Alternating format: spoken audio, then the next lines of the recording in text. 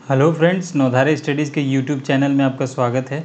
ये जो वीडियो है, जैसे जो पहले भी इस चैनल पर जो हम लोगों ने अपडेट करा है स्कीम्स का स्पेसिफिक वीडियोस, ठीक है। तो हर वीडियो में 3 स्कीम्स मैं बताता हूँ। पहले भी वीडियो अपलोड किए गए हैं, अगर आप नहीं देखे हैं तो मैं आपसे रिक्वेस्ट करूँगा कि वो देखें, क्योंकि स्कीम्स वाला जो सेक्शन है वो बहुत कम अवेलेबल होता है और इसको काफ़ी सर्च करना पड़ता है तब जाकर मिलता है, ठीक है। तो ये टोटल डिटेल है, ये जो भी है मैं सब झारखंड गवर्नमेंट के साइट से मैं निकाल के लिखा हूँ और उसका एक समरी मैं आपको दे रहा हूँ। इसमें थोड़ा सब्जेक्टिव फॉर्म में मैं लिखा हूँ इस स्कीम्स वाले जो वीडियोस को, जितने भी हैं।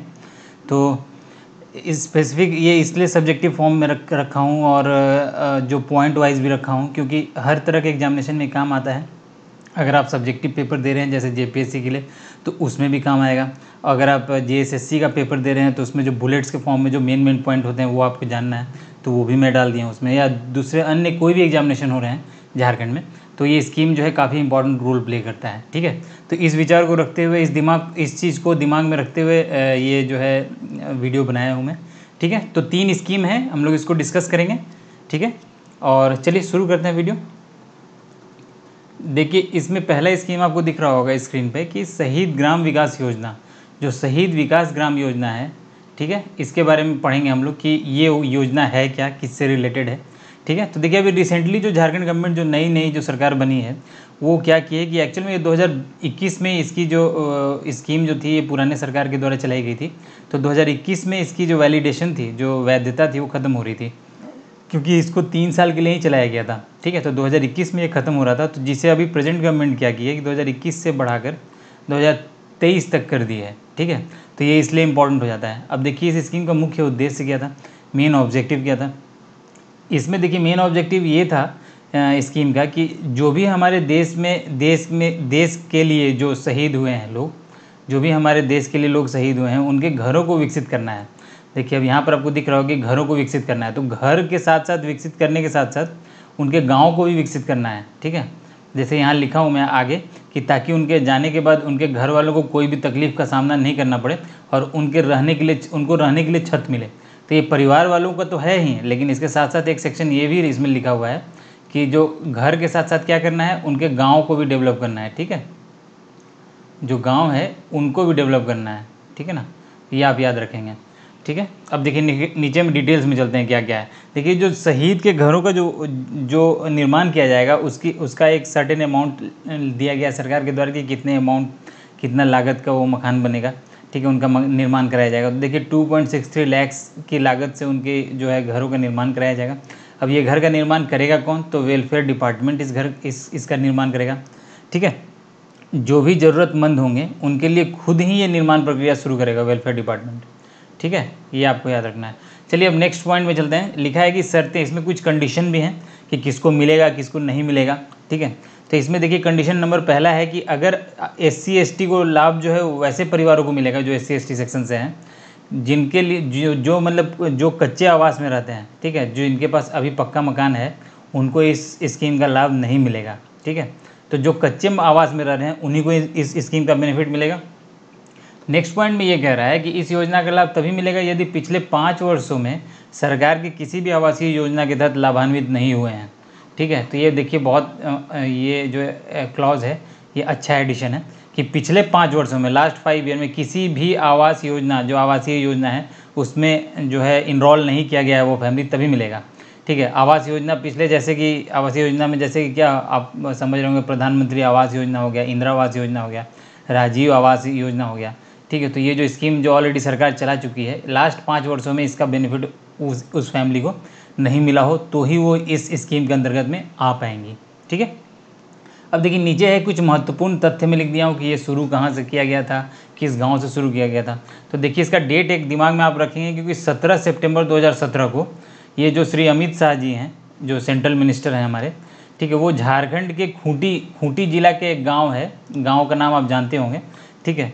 अमर शहीद बिरसा मुंडा जी का जो गाँव है उलीहातू, उसका मैं बात कर रहा हूँ, ठीक है। वहाँ से इस योजना की शुभारंभ की गई थी। मतलब जो स्टार्ट जो कहाँ से किया गया था, उलीहातू गांव से किया गया था। वो किसका गांव है, तो ये सब जानता है कि जो भगवान बिरसा मुंडा जी हैं उनका गांव है ये, इसी गांव से ये बिलोंग करते थे, यहीं के रहने वाले थे। अब स्कीम शुरुआत किस डेट में की गई है, तो 17 सितंबर 2017 को की गई है, ठीक है। ये हो गया याद। और किसने किया था शुरुआत? तो अमित शाह जी के हाथों के द्वारा किया गया था, मतलब ये इनवाइटेड थे। और उस समय झारखंड के जो सीएम थे वो चीफ मिनिस्टर कौन थे? श्री रघुवर दास जी थे, ठीक है ना। तो ये हो गए इंपॉर्टेंट जो भी। अब देखिए यहाँ पर एक क्वेश्चन आपको आएगा कि जो ग्राम विकास में बोला कि गाँव को डेवलप किया जाएगा, ठीक है। तो जो गाँव को डेवलप करना है, गाँव को डेवलपमेंट मतलब क्या आपके दिमाग में आया होगा? गांव के डेवलपमेंट में क्या करना है? जैसे इलेक्ट्रिफिकेशन का काम किया जाएगा, ठीक है। गांव में जो विद्युतीकरण है उसका गांव का किया जाएगा, ठीक है।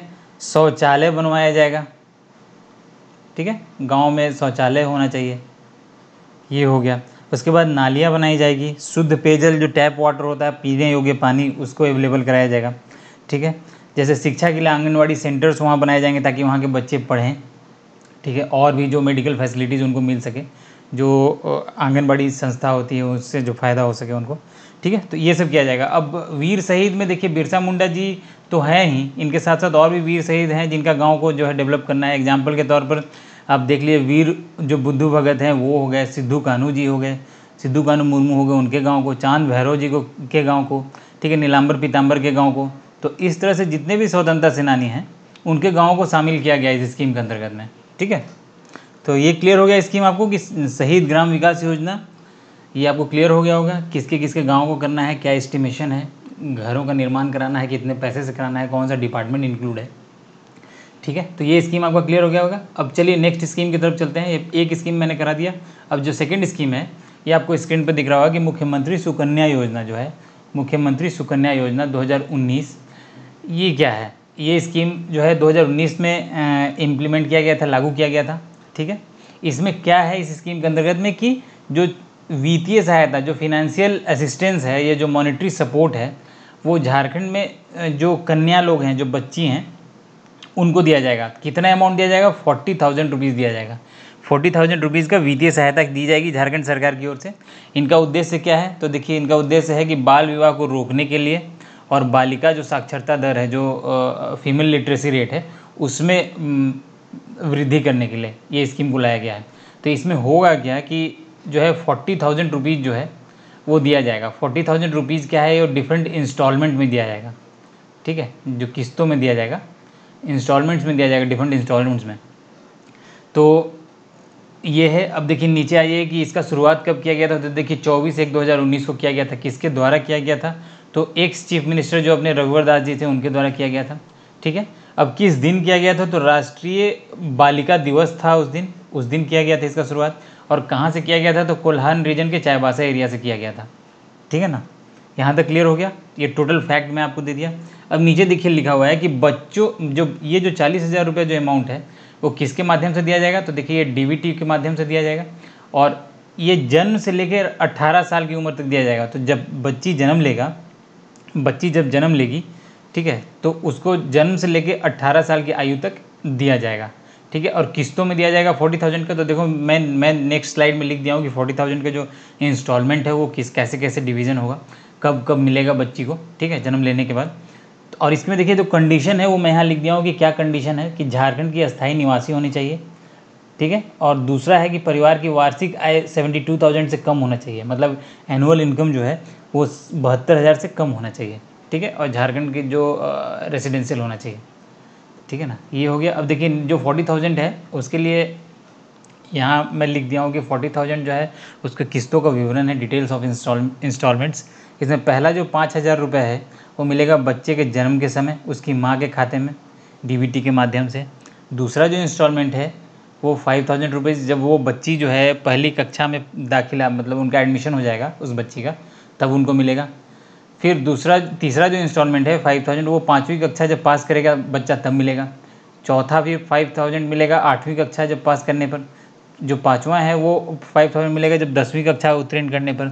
तो छठा जो है ये 5,000 मिलेगा जब 12वीं कक्षा उत्तीर्ण करने पर। और यहाँ जो नेक्स्ट पॉइंट जो लास्ट में देख रहे होंगे 10,000 मिलेगा जब 18 वर्ष की आयु की हो जाएगी बच्ची तब, और जब उसका नाम जो है यहाँ वोटर लिस्ट में इंक्लूड हो जाएगा, ठीक है। तो एक तरह से ये इंसेंटिवाइज़ किया जा रहा है सरकार की तरफ से। इंसेंटिवाइज जब आप किसी को करेंगे तो उससे फ़ायदा ये होता है कि लोग पैसा जो है के चक्कर में मतलब कुछ अच्छी चीज़ सीख लेते हैं, ठीक है। तो ये बहुत अच्छा स्कीम है सरकार का। इसके बारे में आपको जानना चाहिए। और ये स्कीम का वीडियो बन रहा है तो इसको आप देख रहे हैं तो सिर्फ आप एग्जामिनेशन पॉइंट ऑफ व्यू से ना देखें, मेरा रिक्वेस्ट है कि अगर अगल बगल कोई ज़रूरतमंद है तो आप उनको बताने के दृष्टिकोण से भी देखें, ताकि आप उनको बता सकें, ताकि आपकी जो पढ़ने लिखने की एबिलिटी हो दूसरे के लिए काम आ सके। ठीक है ना। तो ये हो गया ये स्कीम पूरा कंप्लीट।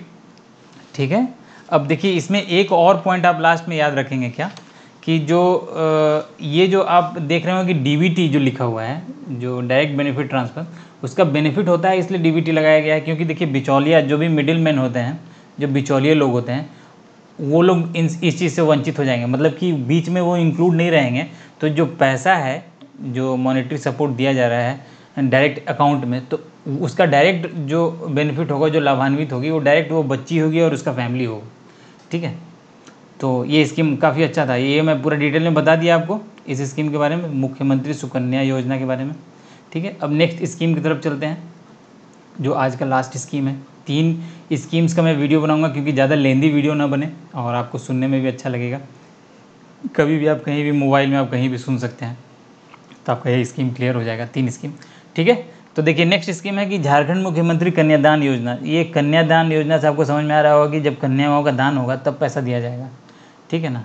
तो ये झारखंड मुख्यमंत्री कन्यादान योजना है क्या, तो देखिए इसमें भी वित्तीय सहायता दिया जा रहा है, फाइनेंशियल असिस्टेंस या मॉनेटरी सपोर्ट का लीजिए दिया जा रहा है। तो कितने अमाउंट का दिया जा रहा है, तो 30,000 रुपये का मॉनेटरी सपोर्ट दिया जाएगा। किसको दिया जाएगा, तो गरीब घर की जो बेटियाँ होंगी उनकी शादी के लिए ये सपोर्ट किया जाएगा, शादी के समय। ठीक है। इससे फ़ायदा ये भी होगा कि जो बाल विवाह होता है उससे उसको भी थोड़ा सा मतलब उससे भी बचाया जा सकता है बच्चियों को। ठीक है। और बाल विवाह का जो केस है अभी भी जो है हमारे तरफ अच्छा खासा है, जो बैकवर्ड एरिया है, जो रूढ़िवादी सोच के हैं, जो ट्रेडिशनल सोच के हैं, वो स्टिल जो है ये करते हैं, इस चीज़ का मतलब अपनी बेटियों का शादी कम उम्र में कर देते हैं। तो उस चीज़ से भी थोड़ा उनको डीमोटिवेट किया जाएगा, ताकि उनको पैसा मिलेगा कन्यादान करने के लिए 18 वर्ष की आयु में। ठीक है। तो देखिए अब ये स्कीम है किसका, तो डिपार्टमेंट ऑफ सोशल और वुमेंस वेलफेयर, जो झारखंड गवर्नमेंट की डिपार्टमेंट है, ये स्कीम उसके अंतर्गत में चलाई जा रही है। ठीक है। अब जो नेक्स्ट है कि इसमें देखिए इसमें भी कंडीशन है, जो कंडीशन है वो क्या है कि परिवार की वार्षिक आय 72,000 से कम होनी चाहिए। ठीक है। दूसरा है कि झारखंड की अस्थाई जो परमानेंट रेसिडेंशियल होना चाहिए, रेसिडेंट होना चाहिए झारखंड की। ठीक है। थर्ड पॉइंट है कि बीपीएल परिवार की होनी चाहिए। ठीक है। ये सबको नहीं है, याद रखिएगा, ऊपर में मैं लिख दिया था, ये आपको दिख रहा होगा कि गरीब घर की बेटियों, घरों की जो बेटियां हैं उनके शादी में ये मॉनेटरी सपोर्ट दिया जाएगा। तो ये बीपीएल फैमिली की होना चाहिए। फोर्थ पॉइंट में देखना होगा कि आवेदन करने के लिए लड़की की अधिकतम आयु 18 वर्ष होनी चाहिए। ये नहीं कि 18 साल के बाद आप नहीं इसमें इनरोल कराएंगे अपना नंबर, अपना मतलब इस स्कीम में अपने आप को इनरोल नहीं कराएंगे। 18 साल से पहले की कम उम्र की जो लड़कियाँ होंगी उनको इनरोल करना है इसमें। ठीक है। अब नेक्स्ट है कि परिवार का कोई भी सदस्य सरकारी नौकरी में नहीं होना चाहिए। अगर सरकारी नौकरी में परिवार का कोई सदस्य होगा तो बीपीएल फैमिली में वो आएगा ही नहीं। ठीक है। तो ये पॉइंट भी यहाँ पर याद रखेंगे। ठीक है, कि सरकारी नौकरी में नहीं होना चाहिए। ठीक है। तो ये हुआ 3 स्कीम कंप्लीट। ठीक है। अब ये ज़्यादा बड़ा वीडियो मैं इसलिए भी नहीं बना रहा हूँ कि आपको बहुत सहूलियत हो पढ़ने में, और 10-15 मिनट में ये वीडियो ख़त्म हो जाए तो आप बीच बीच में देखते भी रहेंगे तो आपको सारा चीज़ याद हो जाएगा। ये जितने भी एग्जामिनेशन हैं, सब एग्जामिनेशन के लिए झारखंड में जो भी एग्जामिनेशन कंडक्ट किए जाएंगे उस सब एग्जामिनेशन के लिए ये स्कीम्स वाली जो वीडियोज़ हैं बहुत इंपॉर्टेंट है। तो मैं आपसे रिक्वेस्ट करूँगा कि इस वीडियोज़ को देखें। इसमें जो मेन फैक्ट है, अगर वनडे एग्जामिनेशन का आप तैयारी कर रहे हैं तो आप लिखें। जैसे इसमें क्या है, इसमें लिखा है कि 40,000 जो है फाइनेंशियल असिस्टेंस दिया जाएगा। ठीक है। ये मैं ऐसे ही बता दे रहा हूँ किस चीज़ के लिए है, तो बाल विवाह को रोकने के लिए है, और जो बालिका साक्षरता दर है उसको बढ़ाने के लिए है। किस डेट में किया गया शुरुआत, तो ये लिख लेंगे आप। उसके बाद कहाँ से किया गया, तो कोल्हान रीजन से किया गया। किस दिन किया गया, तो बालिका दिवस के दिन किया गया, राष्ट्रीय बालिका दिवस के दिन। ठीक है। कितना अमाउंट दिया जा रहा है, 40,000 दिया जा रहा है, डीबीटी के माध्यम से दिया जा रहा है। इसकी कंडीशन क्या क्या है ये आप लिख लेंगे। ठीक है। और अगर इसका पीडीएफ आपको चाहिए तो आप हमारा जो नीचे मैं टेलीग्राम लिंक दे दूँगा, आप वहाँ से ज्वाइन कर लीजिए उस चैनल को, और वहाँ से आपको पीडीएफ मिल जाएगा। ठीक है। तो आप टेलीग्राम लिंक पर हमें ज्वाइन करें ताकि आपको पीडीएफ मिल सके, और आप कभी भी उसका प्रिंट आउट निकाल सकते हैं। तो आपके पास जो है हार्ड कॉपी रहेगा, तो कभी भी पढ़ सकते हैं, उसको रिवाइज़ कर सकते हैं। ठीक है। अगर आप यूट्यूब पर देख रहे हैं हमें, तो हमें सब्सक्राइब करें अगर आपने नहीं सब्सक्राइब किया है तो, और आप सब्सक्राइब किए हैं तो अपने जान पहचान वाले लोगों को इस चैनल का बेनिफिट मिले तो लोगों में प्रचार प्रसार करें, लोगों को बताएं इस चैनल के बारे में। ठीक है। ट्विटर पर भी हमें फॉलो कर सकते हैं, और इंस्टाग्राम पर भी हमें फॉलो कर सकते हैं, फेसबुक पर भी हमें लाइक कर सकते हैं। इसमें एक ग्रुप मैंने बनाया है, तो उसमें काफ़ी जो भी अपडेट होता है एग्जामिनेशन से और जो मटेरियल होता है वो अवेलेबल कराया जाता है। ठीक है, तो रिक्वेस्ट है प्लीज़ सब्सक्राइब कीजिए, शेयर कीजिए, ठीक है, और लाइक कीजिए, और कमेंट में अगर कुछ बताइए, अगर कुछ और अगर आपको चाहिए पढ़ाई के से रिलेटेड, या आपको लग रहा है कि वीडियोज़ में कुछ त्रुटियाँ हैं, मुझे ऐसे नहीं वैसे बनाना चाहिए, या कुछ डिमांड हो आपका पढ़ाई से रिलेटेड, तो आप कमेंट सेक्शन में हमें बताएं।